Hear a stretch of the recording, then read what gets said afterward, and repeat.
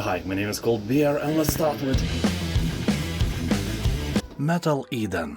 In this single-player first-person shooter, the best qualities of Doom, Unreal Tournament and Quake merge into a non-stop action carnage. You are an advanced battle android and your mission is to kick everyone's ass who is not agreeing with you that pineapples don't belong in any potato salad. The game has probably the worst game description on Steam I have ever seen in my life, and as a writer I wanted to gorge my eyes out, but I decided not to. Anyway, they are way better game developers than they are writers, and here you will test your skill against robotic, cybernetic, artificial enemies like never before. Okay, like many times before, but only those actually good times, I promise. You will shoot, bash, slide, electrocute and harness your superior agility in acrobatic combat. The game is quite short, around 5 hours of your boring life will be made better by it, and very positive review score can confirm that with ease. People on Steam are saying that Metal Eden is a very fast boomer shooter that will take you back to your youth when you had at least double the amount of hair on your head.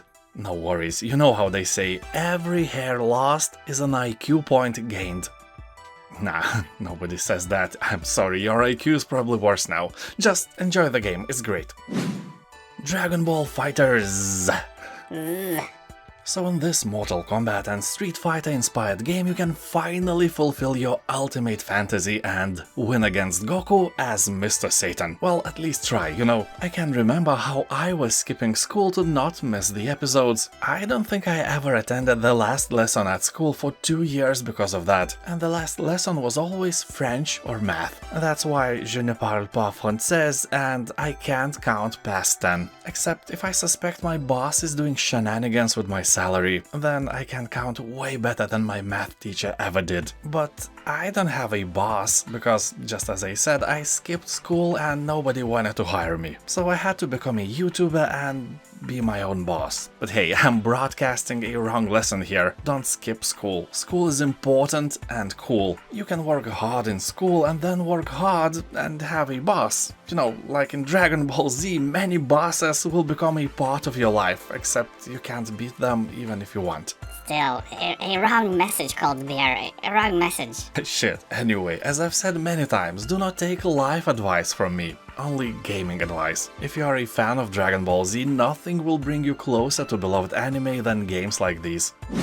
Age of Wonders 4. At first this game may look really complex, it is filled with tens or even hundreds of various tiny statistics, resources, skills, traits and so on, and that can be really overwhelming. But when I played it I remember the golden rule of any game. Just play it as you can and learn along the way. And you know, it worked. It's actually not that complex and explanations here are great. Also, a very cool thing here is that immediately after you launch the game you are provided with the opportunity to create your own faction. Here you can create cannibal moles or necromancer frogs, orcs of light or anything you can imagine and officially name them as well. To be short, you can break stereotypes as you like. The combat of course is the most fun and most interesting thing in the game. Age of Wonders 4 has an incredible amount of different units made with this cool faction creation tool, from fire gremlins to holy moles with wings and nimbuses. Yeah, holy moly is actually here. Battle arenas are gorgeous as well. The design is really pretty and eye-catching. Most of them are filled with some shining details that create this magical atmosphere in which many things die. This is a great game, especially if you like the previous parts or if you are a fan of Heroes of Might and Magic.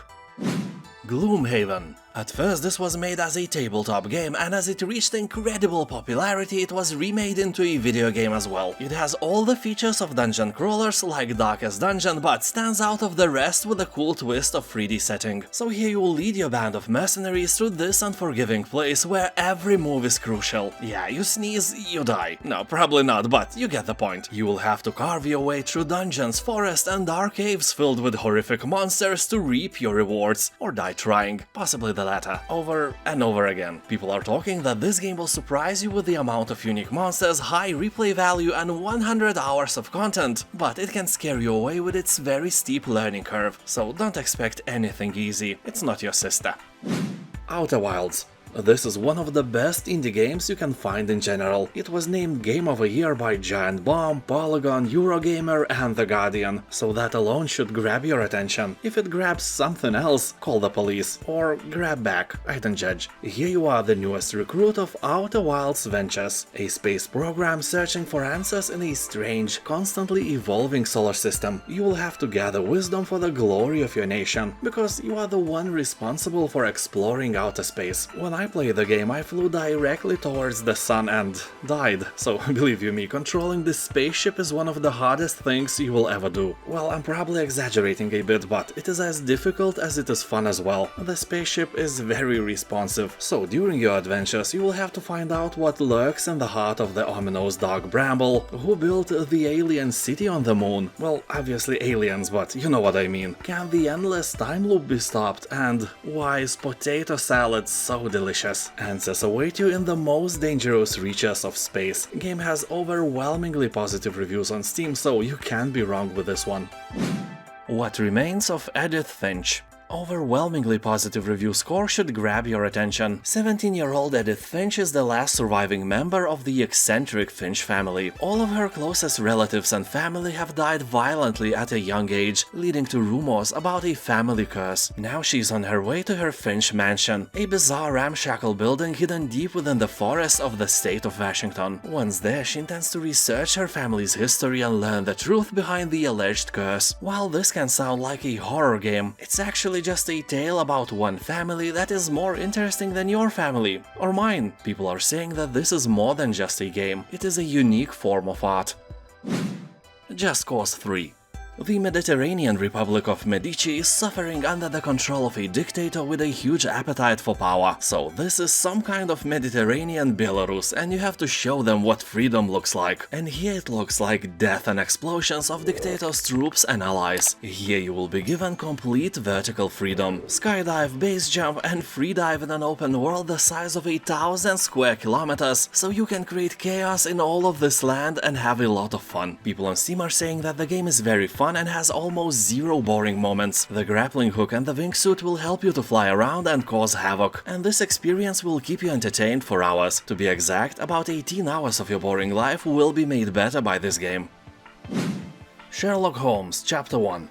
Here you as a young Sherlock Holmes will struggle to prove yourself as you navigate an exotic, dangerous island. Deep within the Mediterranean, you will investigate the mystery of your mother's death. Your legacy is written by the decisions you make. Deception, violence, and deduction are just a few resources in your arsenal. Whether you choose brute force to solve your problems or stay one step ahead of your enemies by using your wits to spot vulnerabilities, you decide what each situation demands as you hone your investigative skills. It's time to confront your past so you can become the legend you are destined to be. People on Steam are saying that this is a great game, although many are complaining that the open world part is an overkill. You know, running vast distances from one object to another feels a bit like a fetch quest. Nevertheless, it still has around 80% of positive review score on Steam, so put it into your wishlist and wait for a sale. The Lord of the Rings: Return to Moria. So this is a Lord of the Rings game that focuses on dwarves and their shenanigans. Here you will embark on an adventure to reclaim your legendary home of Moria, beneath the Misty Mountains. You can go alone or join forces with other players to survive, craft, build and explore the legendary mines teeming with danger. Here you will mine ore to craft gear and resources. But beware, mining makes noise, and noise created in the quiet deep threatens to awaken the dangers below. Remember when Pippin touched a skeleton and that was kinda enough to awaken Balrog for the second time? Yeah, you want to avoid that. You know, monsters are just trying to sleep and you are that noisy neighbor everyone hates. Yeah, you are not the good guy. So this open world base building survival crafting game has very positive reviews and you can play it together with your mother-in-law to strengthen your bond. Riddles and Sieges. This is a medieval puzzle game where you use all siege weapons to solve puzzles. So let's be fair, when some castle was under siege in the medieval times, a warlord had to solve the puzzle. How to crack walls, how to tactically lay out ballistas and trebuchets, how to enter the enemy's stronghold, milk all the citizens and rape all the goats. Well, I might have confused a thing or two, but the fact is, every medieval siege was an actual puzzle. So here each building works and attacks differently. For example, a catapult shoots shoots over a tile. Trebuchet does the same but has a delay before attacking, and Ballista only attacks when being destroyed. Wait, what? I know, whatever man. So here you'll encounter 55 handcrafted levels, with each one being harder than the previous one. Also you can make your own levels and test your friends. Hell Let Loose. This is a hardcore World War II first-person shooter with epic battles consisting of 100 players, with infantry, tanks, artillery, a dynamically shifting frontline, and a unique resource-based RTS-inspired metagame. People on Steam are saying that 80% of the time you will spend either dead, walking, or under artillery fire. You can spawn half of the time without getting insta-killed by bombs or accurate bullets, but the fact is that you don't mind. Those few moments when you kill somebody who has just spawned are precious, and you would not give them up for anything. And very positive reviews of this game ain't gonna let me lie to you. Only disadvantage here is the price. It's still quite high. Well, not as high as Snoop Dogg or Seth Rogen though. Batman, the Telltale series. Here you'll make discoveries that will shatter Bruce Wayne's world and the already fragile stability of a corrupt Gotham City. Also your choices will determine the fate of the Batman. Just like in Telltale's The Walking Dead series, here you can choose your own adventure and dive deep into this cool visual novel. The game includes 5 episodes, and as people on Steam are saying, this is a great adaptation with interesting characters of the Batman franchise. Voice acting is nice, the script is engaging, and if you like games like that, it's almost a must-play. You know, seriously, there aren't many great visual novels you can play, especially not on this level. One nitpicky thing that may discourage you is that if you choose a non-violent path, the game will probably fail to react accordingly in several situations, so just beat everyone and enjoy the story. 5 Nations.